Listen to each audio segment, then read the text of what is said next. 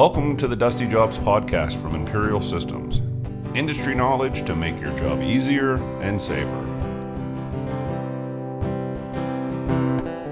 Hello, and welcome to another episode of the Dusty Jobs podcast. We are back at Fabtech 2025 with Jackson Williams joining us here. How you doing? I'm doing great. That's How great. about you? Good. This is an exciting show for you, right? Very exciting. Yeah, I'm glad to be here.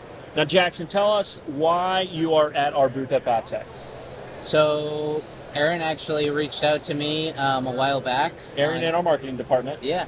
Reached out on Instagram and was like, hey, we'd love to shoot a video of you at your space and bring it to Chicago for this. Okay, for Fabtech. now when you're saying your space, not everybody's familiar with you here. You're talking about your studio? My art studio, yeah. Okay, so what do you, now are you a painter?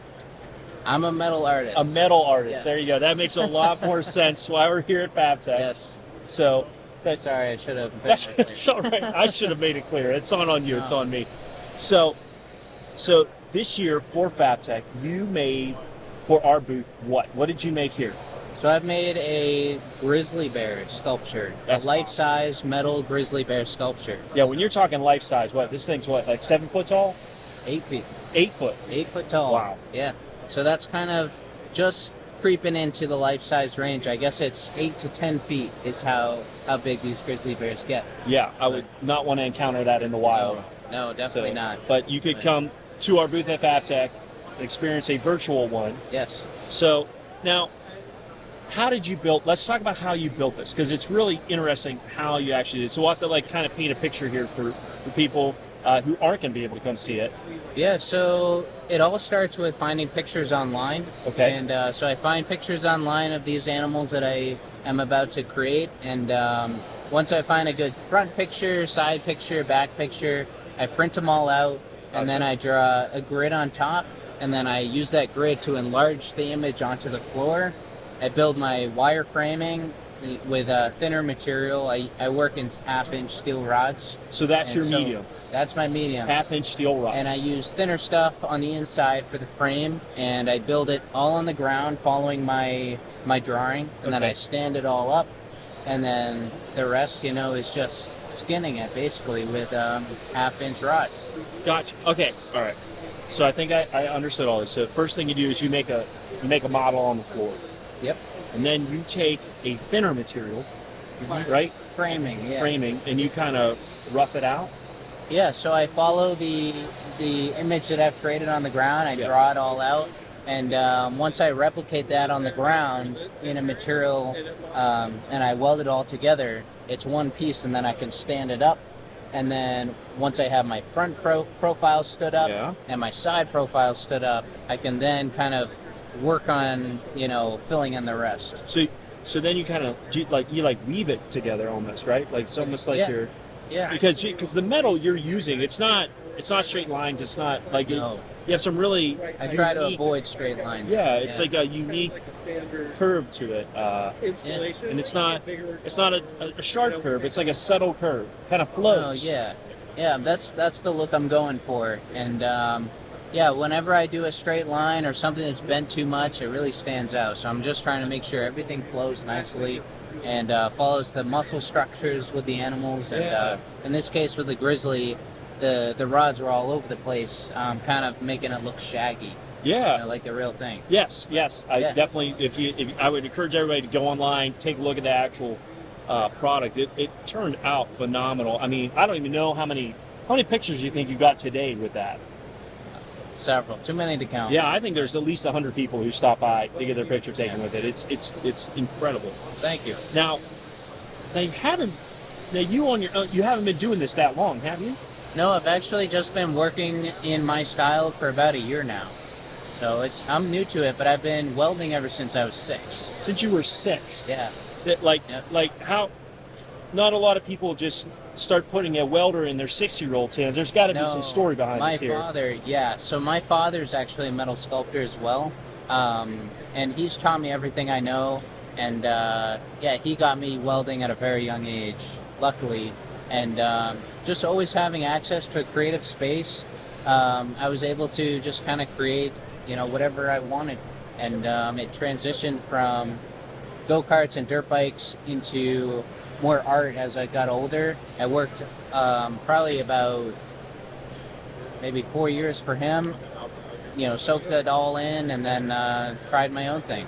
And this is where I am now. So now, we were talking a little bit earlier. Now, your dad got started actually with custom motorcycles. Is that right? Am I remembering this correct? Or? He did. He was dabbling in art at the time, and but he loves vintage motorcycles, so he was always fixing bikes, riding bikes, and he grew up in a machine shop with my grandfather, and there were a lot of rules and measurements to be taken with working in a machine shop, so he just liked kind of going more in the direction of art where you had more freedom. So you're actually third generation metalworker.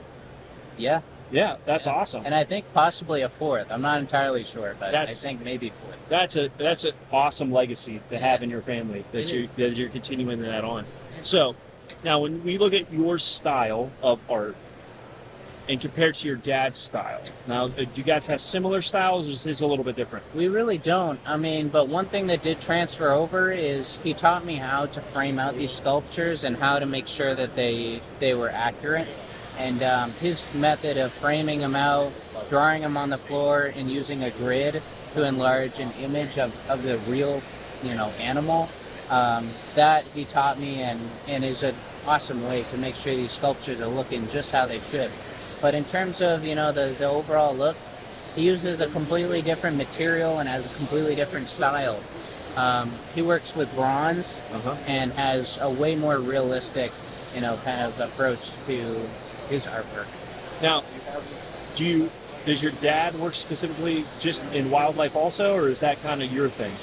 For the most part, he's done a lot of animals in the past. I think primarily, horses, all sorts of animals, lots of dragons. Yeah. And I just kind of fell in love with that as well. Just trying to put the motion in these animals was something that was really challenging, and I could step back from it and really feel proud. Now, we got the bear here. I've seen on the video that we have that I think you did almost looks like a deer mount. Is that fair to say? You did that? Yeah. Yeah. Now, do you have any other projects out there that we could tell people about, or do you have some projects coming up that you're excited about? Yeah. So I actually just finished a Texas Longhorn, which was pretty big. I'd say it's a little bit bigger than the bear. Are we talking full size? Full size. Oh my! 6 feet at the shoulders, and probably the head was turned to the side, so the one of the horns went way out to the side, and I'd say that entire span there from the back leg to the end of the horn was maybe 14, 15 feet. Oh my. But, and then next I got a project of basically a hand that's holding the globe, and it's supposed to represent this company called the Ansel. They're a big glove manufacturer, and it's going to be their glove saving the planet. Nice. So that's my next project. I'm super excited. So you do commission work too? Like Absolutely. If someone comes to you, for the most part. That's awesome. Yeah. So was the Longhorn something you wanted to do, or was that for someone else? Luckily, that was an awesome commission that I got off TikTok. Oh, that's great. Yeah, but the bear was actually just trying to brainstorm ideas of what we could pull off in the space I was given for this event. Right. And I thought a grizzly bear standing would be so cool. It does look phenomenal.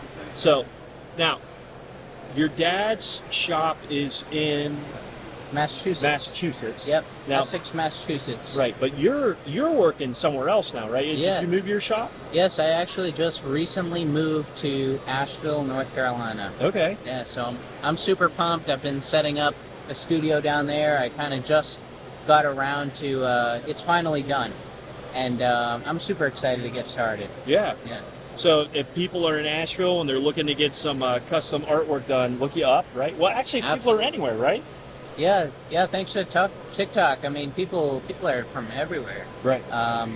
But yeah, a lot of people down in North Carolina, especially, have been all over my art. It's a big art community down there. Yeah. So that's part of my move. Well, I'll tell you what, it's exciting to see what you did here. It's going to be exciting to see what you got coming up, what you're doing down the line.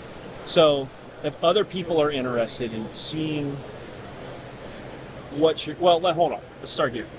If there's a young person out there that maybe hasn't had the same experience that you have, or had the same, but they look at what you're doing and they kind of think, maybe I could try to do something like this. What would the advice be you give them? Since they don't have the legacy like you have, what would be the advice? Just start. Just do it. You know, it's just start. Definitely try to find your style. I mean, I was first commissioned by some people in Michigan for a sculpture made out of rods, and they were all parallel rods. I tried to improve on that style, and so that's why I started bending the rods and giving them some motion, and I just fell in love with it. And I just kept doing the same thing over and over and over again, and getting better and better at the one thing that I really fell in love with. And that would be my advice to anyone out there. I think just find your style and just work at it really hard, and it'll all come. So you didn't get it overnight. You got to put a lot of time and hours. I mean, how much time did you put into this grizzly? A lot of bending. I'd say about 300 hours. Oh my gosh, yeah. 300 hours. Yeah, that's quite a while. Yeah. So, all right, now if anybody wants to see what more work you've done or other things that you have coming up, what's the best way to follow your work? Yeah, so I am on TikTok and Instagram, and my Instagram is just William Sculpture, and I think so is my TikTok, William Sculpture. Okay. So I'm sure we can put a link to it somewhere. Yeah. We have Aaron, Scott. They're great at that stuff, doing all things, and we have a video featuring you on our website too. It turned out great. So if you guys want to check that out, you can go over and check that out. So absolutely. But hey, I'm just excited that you're here. I think you did a great job. And we're looking forward to seeing what happens to you in the future. Yeah. So me too. Thanks for coming on.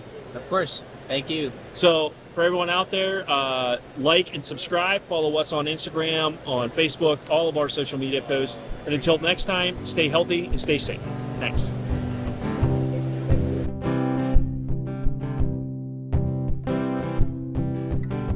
Thanks for listening to the Dusty Jobs podcast.